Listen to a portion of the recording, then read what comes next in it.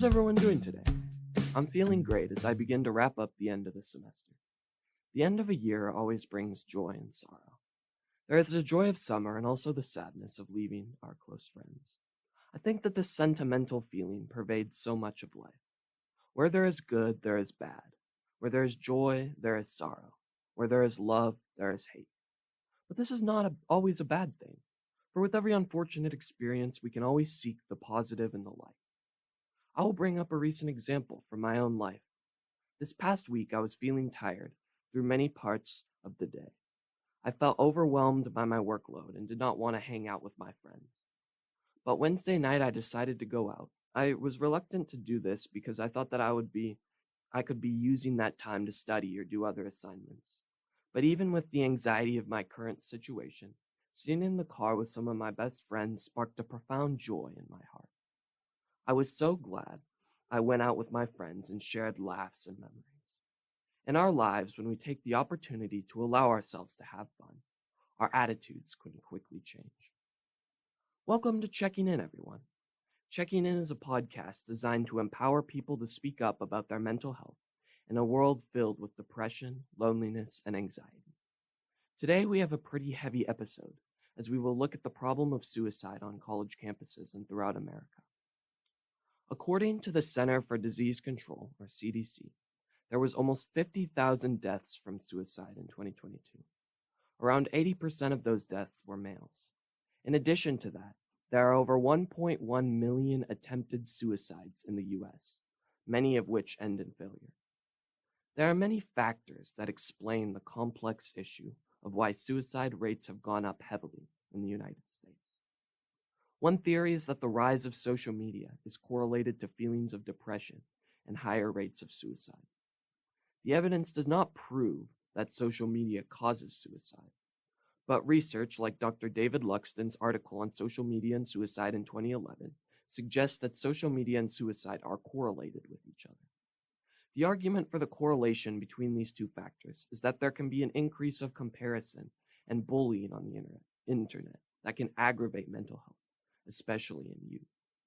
For example, Sadie Riggs, a 15-year-old in Pennsylvania, was incessantly teased by her peers about her braces and red hair, with some suggesting that she should kill herself, which she eventually did, according to the Social Media Victims Law Center. Another significant factor contributing to the high rates of suicide in the US is the COVID-19 pandemic. During this time, a lot of people were isolated from social interaction and felt very lonely. Then, once the pandemic was over, people were suddenly thrust back into social interaction with others, not giving them a good chance to reacclimate. Additionally, because of the pandemic, many jobs are now online, not giving people the chance to have face-to-face interaction. Humans have a genuine need for belonging, and not giving them the chance to be in community can decrease a person's mental health. Furthermore, the breakdown of the family may also play a role in the high suicide rates seen in America today. According to the CDC in 2021, the divorce rate in America was 2.5 divorces per 1,000 people, with around 689,000 divorces across America. This is actually a decrease from the previous few years, but at the same time, there has also been a decline of marriages in America.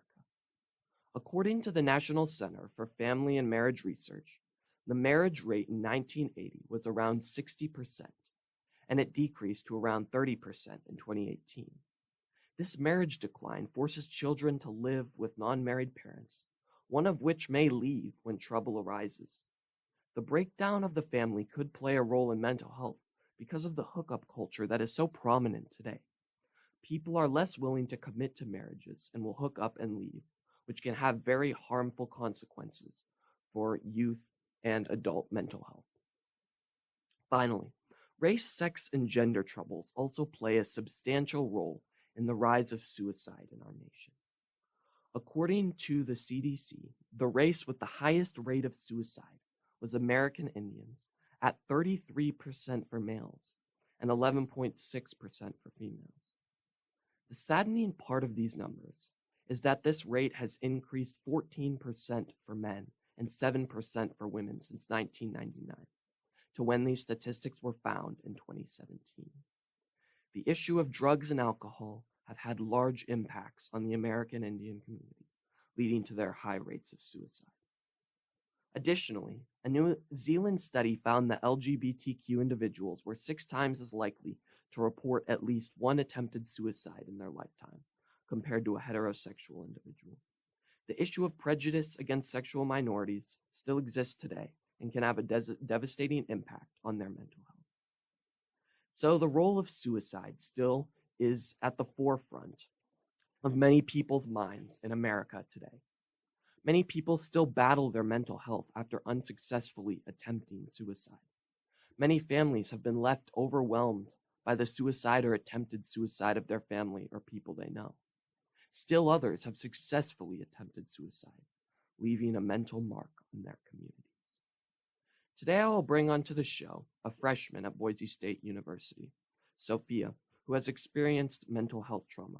She will share her experiences with this issue of suicide and how she has battled to overcome this issue. Welcome to the show. How are you doing today?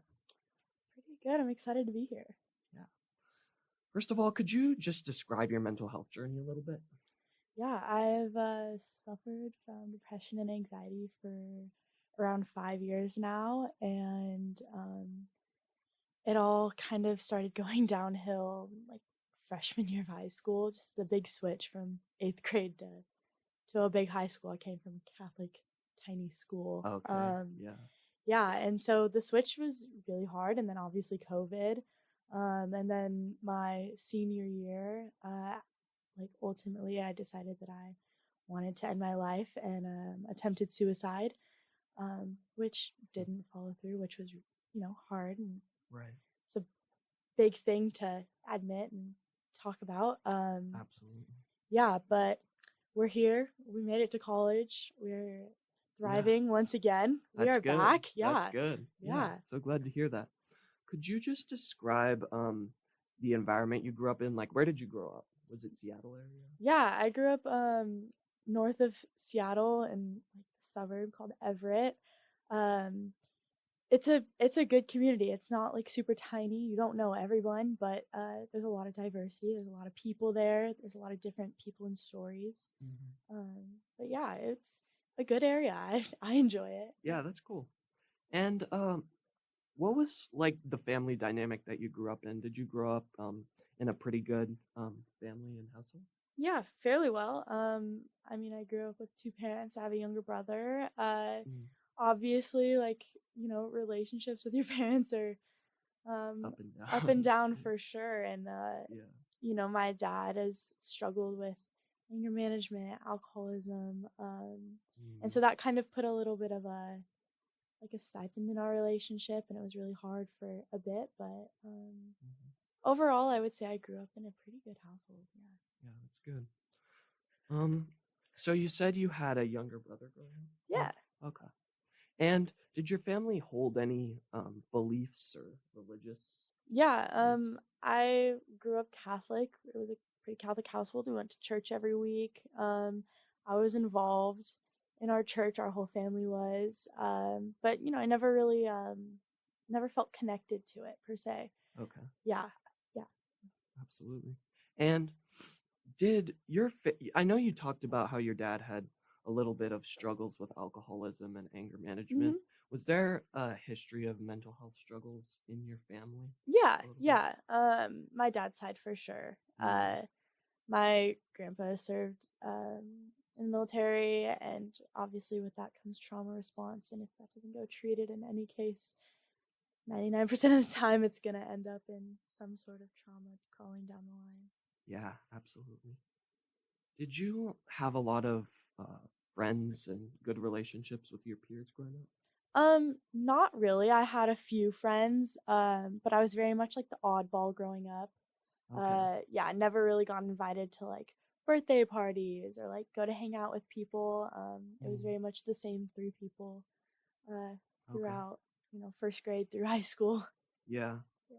And would you say that you were really deeply connected with those 3 people that you were friends with? Yeah, we did everything together. Oh, that's really cool. Yeah.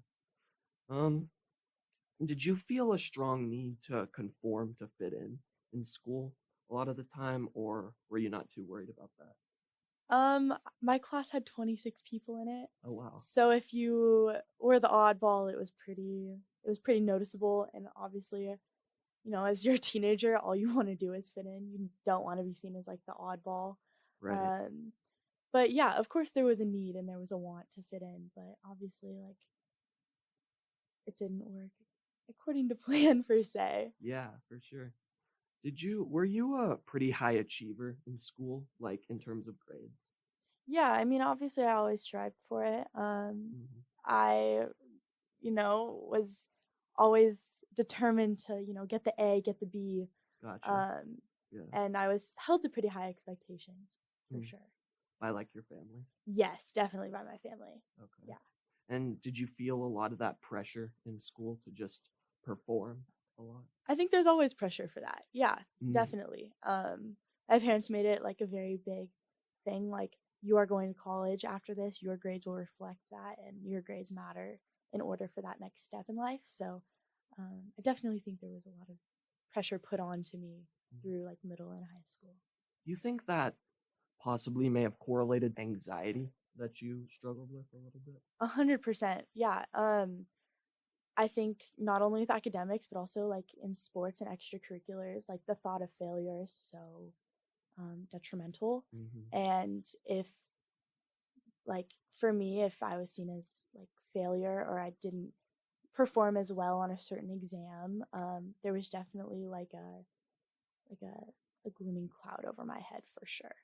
Yeah, no, that definitely makes sense. I know I struggled with a lot of the same things in school, just not being able to deal with failure and um, always wanting to achieve high. And when I couldn't meet my own expectations and the expectations of people around me, I felt like I had failed essentially. Hmm. So, um, what was your experience just transitioning from eighth grade to high school? Because I heard that you said that that was a bit of a hard transition. Yeah, I think for any like life transition like that, I mean, I went from a school with 26 people in my class to like having over 300 people in my Oh class. wow, That's a yeah. big one. We have around 1,200 kids at my high school. Okay. And so that switch is massive. Like my high school covered 3 city blocks. So Wow.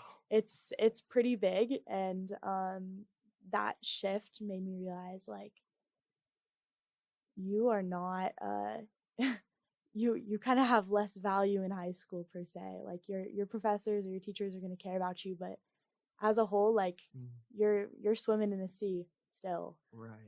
And it's really easy. It was really easy for me to just be like, oh, there's just like I'm just a little person. Like I don't really, Matter. I don't know. Yeah, and Yeah. like it's hard to build community when you don't know anyone because Mm, like 10 people from my eighth grade class went to my high school, and so okay. everybody was new. I knew nobody walking in my Gotcha. first day. Yeah. Yeah, that's fair. Yeah. I know I definitely coming to Boise State because I grew up in I went to a small Christian school growing up, and I think our graduating class was 27 people. So kind of what you um, were describing, just up until ninth grade, and just coming to Boise State and being in such a huge environment is definitely just such a big change from what high school was like, and it can definitely feel scary at the beginning for sure. Hmm. Um, did you play any sports in high school? Yeah, in high school, I did cross country and track freshman through senior year. Oh wow. And then I played basketball my freshman year of high school, but quit after that just because the environment was not good at all. Mm, Yeah. yeah, that makes sense. At our school too, it was just a really competitive basketball environment as well.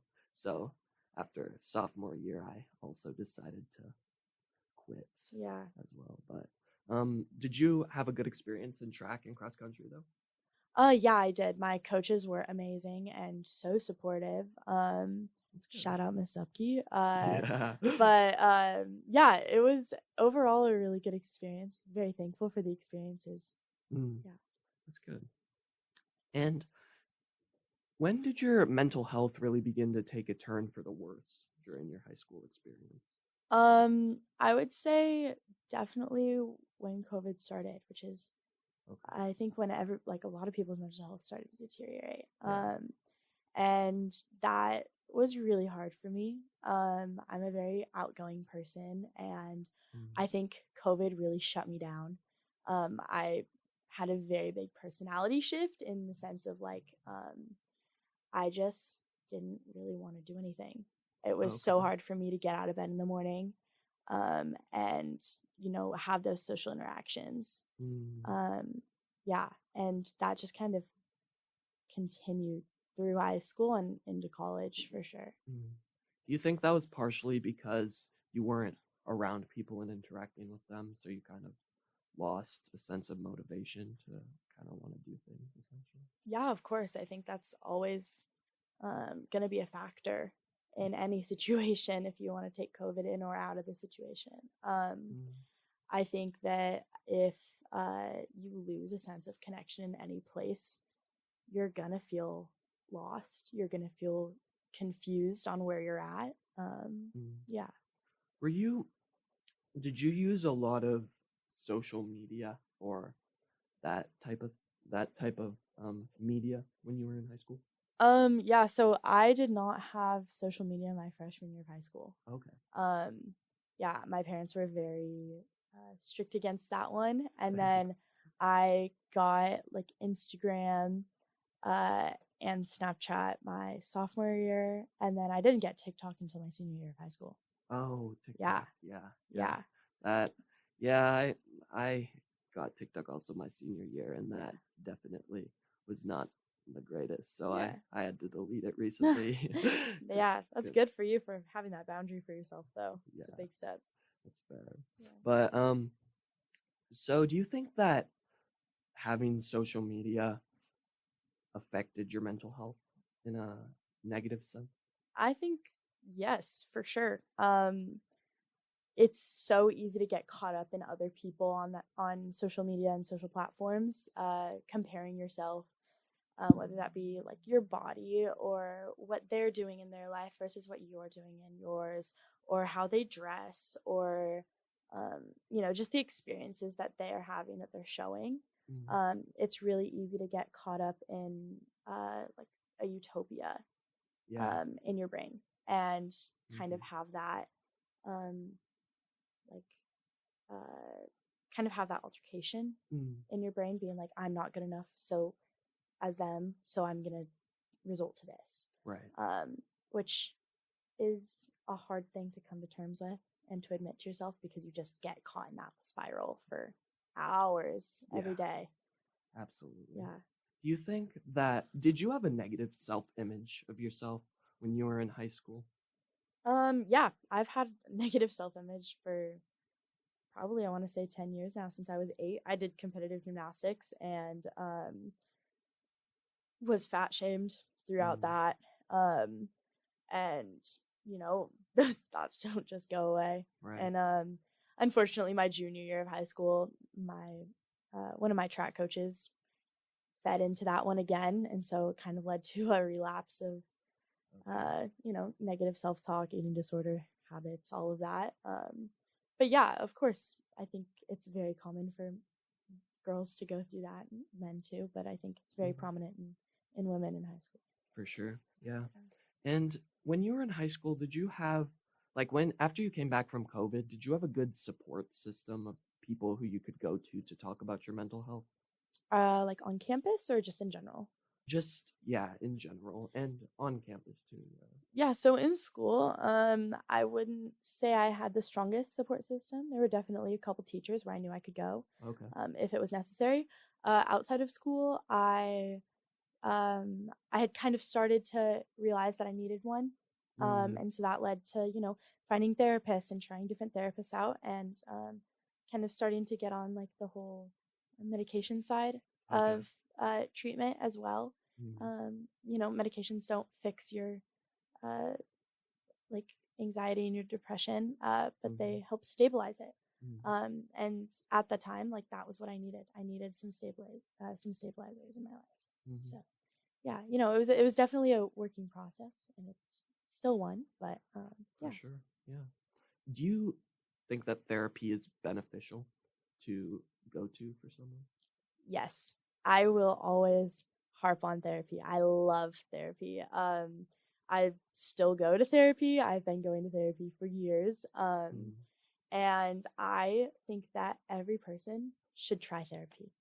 Yeah. If you have if you have trauma, if you don't have trauma, if you don't have experiences, anything, I think that having somebody that you can go to help process and just talk to and not have to worry about where it's going or who it's going to be said to, Right. so beneficial. And having someone there that can help you work through hard times, whether it be a breakup, mental health crisis, uh, maybe some eating habit issues, anything. It could be like that, or it could be literally just like, I don't know what I'm going to do with my week. I feel lonely. Mm. Having somebody that you can go to and get that support from, everybody should be going. Yeah. And it's so stigmatized. Exactly. Yeah, I was about to say, I think that it's really good for people to go there just to break the stigmatization of going to therapy because Yeah. I think a lot of people are scared to just talk about that Oh, yeah. when they shouldn't Yeah. be. So, Because society tells us that you have to be strong. You mm, have to be strong. And if you're not feeling strong, mhm, what are you like? That automatically gives your brain, oh my gosh, I'm not enough. Oh my goodness, I just can't do this. mm, Something is wrong with me. When you are so strong to go to therapy, if any of you guys are thinking about it, go to therapy, guys. You are so strong for admitting that you need a little bit of help and guidance. It's totally normal. And it's scary the first time, but just keep going. It's okay. absolutely. Yeah, I completely agree with that. So, on a little bit of a different note, what ultimately led to your decision in high school to attempt suicide? Yeah. Ooh. Pretty. It was kind of like a very let out thing. I was in a relationship that was toxic, and Okay. also like just not. I wasn't reciprocating anything. Mm, I was falling down into like the whole worthless. I feel worthless thoughts. There's no point to me being here. I just don't see a future where I can be happy. Um, Mind you, this my whole mental health journey had been going on, and struggles had been going on for 3 years now, and nothing was getting better. It just kept going worse. So I was constantly in the thoughts of like, this isn't going to be better. I had left the Catholic Church. I had okay. no faith, no faith journey happening right now, and Mm, I was like, if if God loves me, he wouldn't put me through this one. right. There's no point. Yeah. And uh, my ex boyfriend had told me that I needed to get off of medications, which Okay. I believe in. I think that medications are um, not the solution, but they can be part of a solution. Mm, Um, and of course, being a teenager, I'm like, oh my gosh, he just loves me, and so you stop taking them cold turkey. And okay. if you stop taking medications, uh, go from 100 to 0, Mm, automatically leads into a spiral, for sure. and you fall really quick to a really dark place. Okay. Yeah. I know that Jay Asher says in his famous book, 13 Reasons Why, um, a lot of you cared, just not enough. Was this true in your experience? Would you say that people just around you were only really there for you um, in what they said, but they weren't actually there when you needed them? Yeah. I think that part of that is self-inflicted on myself. Mm, Um, if you are constantly silent, how are people to know? mm, If you have high functioning depression, mm, that means you are doing everything that you would be doing if you were completely normal, and you can be suffering. That's personally what I did. I did all of my extracurriculars. I was still thriving in school. Everything was going perfect per se mm. as to what a normal Sophia's life would be. Right. Um, And I think that people can show that they care, but they don't know. Mm. And I think that's a really important thing to note is that with that statement, you are implying that they know everything that's going on. And if you're hiding that like I did, there's no way you can expect people to see it. Mm-hmm. And I think that if you are struggling in that capacity, you don't want people to see it. Right. I personally get terrified when people share that they're worried about me. Oh, yeah. Because I don't need people to think I'm scared. I'm independent. I don't want people to have to worry about, oh, did she wake up in the morning? Oh, is she going to school? Like, yeah.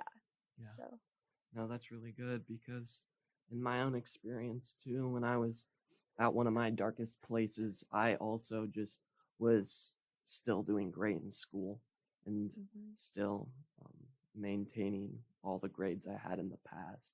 But I was really struggling internally and not really sharing that with people. And that just, it eventually leads to a breaking point where just you just can't handle it anymore by yourself. So I think that just being able to share is so important and let people like kind of see into your life and speak into your life a little bit. exactly. Sure. Yeah. Yeah. What was the hardest part of your experience just after your attempted suicide, would you say? Yeah. The hardest part was coming to terms with it. Mm-hmm. My parents, I told my parents, and my mom obviously freaked out and was terrified for me and was scared for my safety. Mm-hmm. And I think the hardest part after, telling my mom and my dad and being like, I'm not okay, was the treatment afterwards. Yeah, I went to an outpatient therapy treatment program. Gotcha. I left school for 6 weeks to go to that program. Gotcha. And coming back to school afterwards, because I still had a month and a half of school left, after I came out of that program, was so incredibly hard because people don't know that you're struggling. Nobody knew that I was gone. I would get texts on my phone being like, hey, I missed you in class. It's been a week. Where are you? And just having that sense of guilt per se is definitely the hardest part. Yeah. For sure. Just going back a little bit, was there someone who just like was able to help you after you like attempted your suicide? Who ended up finding you after that experience? Yeah. So I attempted overdose, and I I did all the research on how many of this type of pill does it take to OD. And I had taken the amount, and I was like, oh, let's just take one more for good measure. And I remember just sobbing, breaking down, being like, what am I doing with this? Like, I know that I have a life here. Why am I ruining that? And I remember I was just sobbing and I just fell asleep. And I woke up the next morning and went to school and nobody knew what happened. Yeah. That's intense for sure. And my mom didn't know that day either. I hid it for 2 or 3 days before anybody knew because I didn't want my mom to stress about me. I didn't want my dad to be terrified, let alone my younger brother. But yeah. In your experience after, what are some of the ways you have coped with your mental health in the aftermath of this? Yeah. I throughout the time that I was in IOP, I turned to God. Yeah. That really marked the start of my journey again in my faith. And I honestly have just I surrendered my life to him. I got baptized. And honestly, that is probably one of the biggest coping mechanisms that I've found is going to God when I'm struggling and being like, what are we doing here? Like I don't know what's happening. And honestly just giving all the glory to him. I think that is so it's so powerful, and God saves, and he saved me. Yeah. But also I think other coping mechanisms are just like finding activities to do, being active. Yeah. For me, hiking, love hiking, Okay. snowboarding. Yeah. I found that. That's cool. Yeah, but ultimately, I think my faith for sure has been one of the biggest ways. And did you go back to the Catholic Church after No. that? Okay. No. I am now going to a non-denominational Okay. community church. I Yeah. love it. I actually started going to church through my neighbor. I shared everything with her, call her my second mom. Oh, that's And cool. yeah, we all go to church together every Sunday. Mm. And yeah, but I personally do not see myself ever going back to the Catholic Church. I don't Okay. think I would ever be able to go back. Yeah. Yeah. Absolutely. And what about just God really spoke to you after your tragic experience with attempting suicide that really helped like give you hope in terms of such darkness that you were in? Yeah. I think that the one thing that really gave me hope was reading my Bible. Um, I read my Bible every single day, and when I first had started to struggle, I read through First Peter, Okay. which is my favorite book in the Bible currently. And it really just talks about hope and like surrendering to God. And one of my favorite verses is First Peter chapter 5 verse 10, which says, "And after you have suffered a little while, the God of all grace, who has called you to his eternal glory in Christ, will himself restore, confirm, strengthen, and establish you." And that verse really changed my life.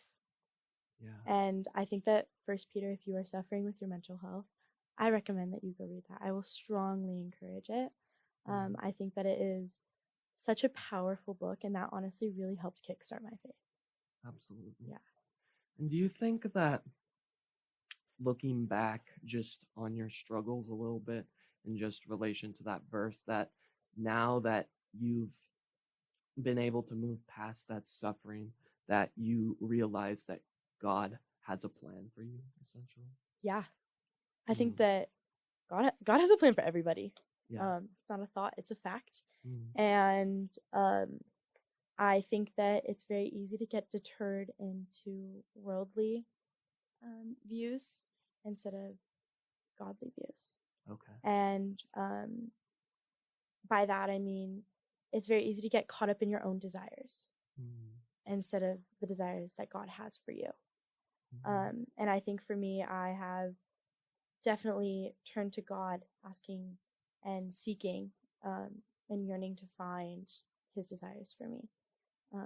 And ultimately, life is where I'm supposed to be. I'm supposed to be here. This is like there's a reason that I'm here. And it's a journey. You're never gonna, it's not gonna be a, oh, and I'm here to do this for this reason. Right. God might tell you that is your calling right away. Right. I'm still looking for mine, which is completely normal. Yeah. And that's just that's something that you're gonna have your entire life, and that's something that you're gonna be working for your entire life.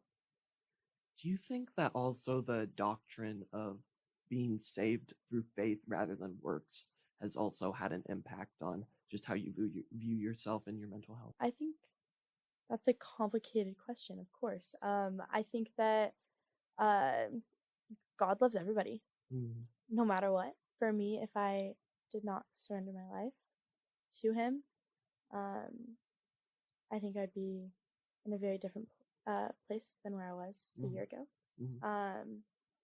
And I believe that, uh, you know, God has eternal love and grace for everybody. That's good. Yeah. Yeah. How has your experience coming to college just been so far in terms of your mental health? Yeah, I think, another big switch. You come from high school, Washington, Yeah, to a completely different state, completely new environment. Didn't absolutely. have friends from high school coming to college with me. I Okay. was starting from scratch. And I was very scared. I was told by doctors that I shouldn't be going to college. I needed to take a gap year. Oh, wow. And I said no. I wasn't going to do that. I wasn't going to let them dictate um, how I wanted to live my life.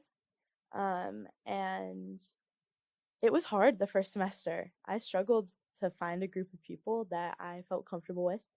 Um, and uh, ultimately, in like November, Mhm. is when I finally found a group here, Okay. Resonate Boise State, Oh, uh, yeah. an on-campus ministry group, and really connected with them. Found my clique, Mm, and ultimately, that's where I've met some of my closest friends here. that's really Yeah. cool. What message would you just give to people who are in a battle with their mental health right To anybody that's struggling, um, I just want to let you know that it's okay to not be okay, and it's okay to ask for help. now? And the amount of strength that you have and that you show when you do speak up and say, "Hi, I'm not doing okay," or "Hey, do you think we could grab coffee and talk? I just have something on my heart that I'm Okay. dealing with." Yeah. Um, just that you're not showing weakness by that. Mm, Uh, kind of the social standard is that if you are showing that you need help, you're weak. right. No, Yeah. that's what I have to say to that. Yeah. You're so immensely strong, and I think that the world stigmatizes it, and I want to let you know that you're not alone, Mm, um, and you matter in this world, and you are important and you are loved. Um, and I applaud you if you ask for help. And if you're scared to ask for help, that's completely normal. And I just hope that you can um, find comfort in knowing that you're not alone. And I really just pray that you can um, ask for help eventually. And your time might not be now, but I really do hope that it's sooner rather than later. that's good. And finally, um, what is one positive story from your own life or from something you've heard about just about overcoming mental health? Yeah, I think that one of the most positive stories is by me sharing my story and my struggles. I have had people come up to me and be like, "Hey, thank you so much for sharing your story because by you sharing your story, I don't feel alone. Oh yeah. I feel heard. You Oh, saved my life," was probably one of the um, things that I heard that really hit me the most and hit me the hardest. By you sharing your story, I'm still here, and I just want to thank you. yeah. Um, and I think honestly, all the glory goes to God on that one. Mm, Um, yeah, for sure. yeah, Well, I just want to thank you so much for coming on to the podcast today, and just taking time out of your day to do that. yeah. Thank you for having me. Yeah, absolutely. That was a powerful testimony by Sophia about her own experiences overcoming mental health and her suicide attempt. Mental health should not be a stigmatized issue in our culture. Everyone struggles with all the evil that goes on in the world and the weight of their own existence. So suppressing our own struggles can only worsen this important issue. As we transition to our section on hope and healing, I will share a few stories from Healthline about overcoming mental health. This first story is from Gabe. Quote, I feel like suicidality is something that's been an inherent part of my entire life.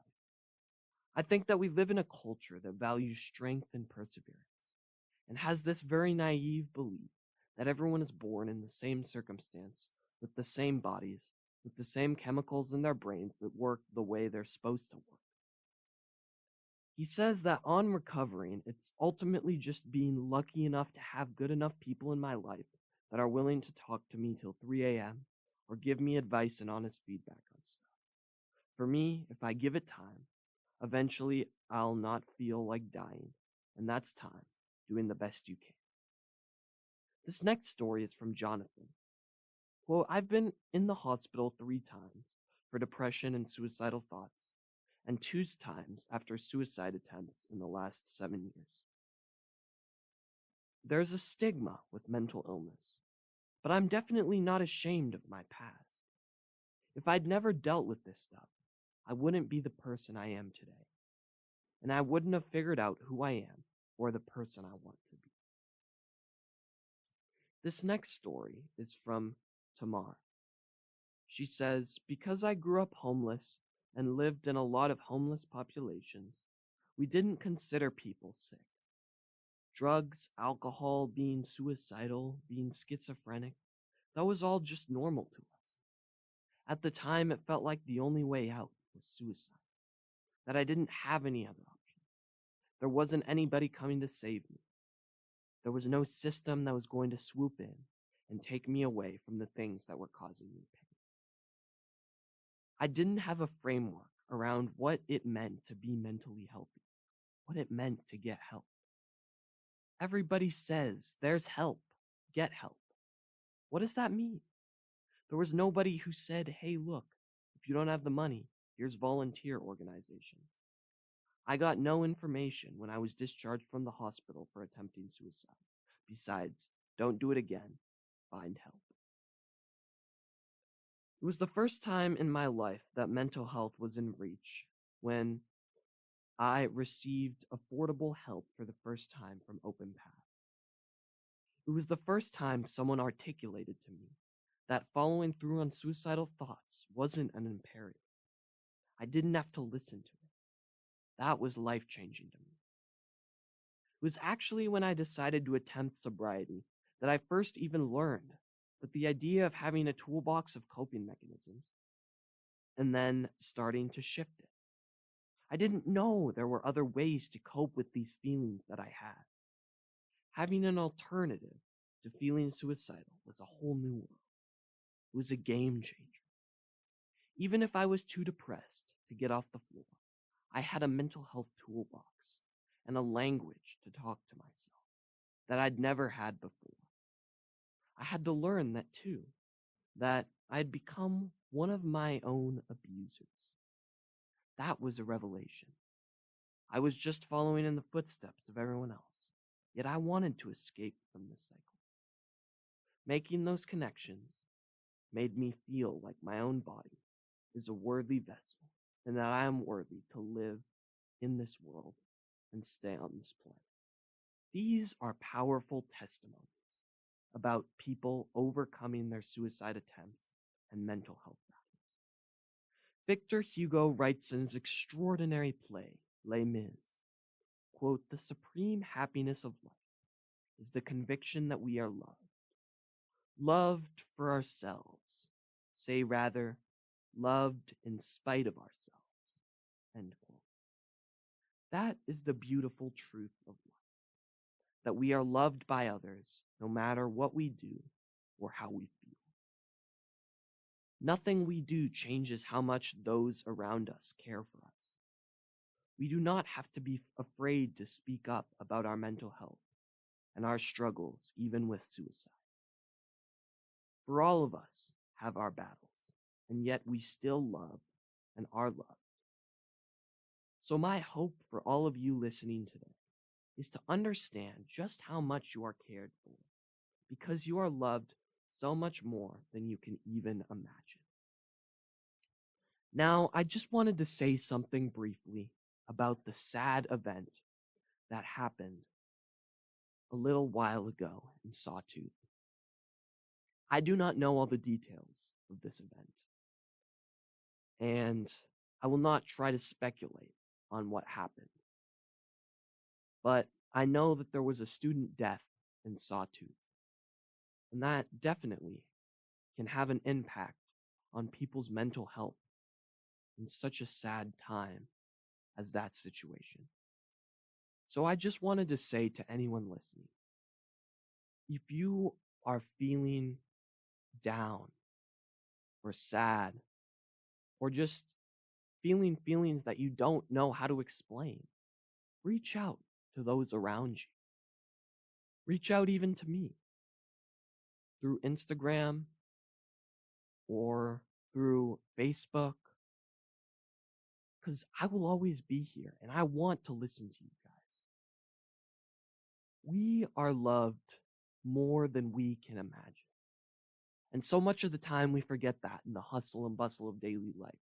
We become obsessed with everything that we have to do and all the hardships that we face in life. And life can be sad and it can be challenging. But there are people that care for us. There are people that will have our back through every trial. And there are people that will give us a home and love when we don't have any. So please reach out. Trust the people in your life. I love you guys, and I pray every day that the mental health on this campus continues to improve. Well, that's all the time we have for today. Thanks so much for tuning in. Follow me on Spotify and on Instagram at Checking In with Elliot Rand. And for every battle you face, I will always be here, just checking in. Have a blessed day.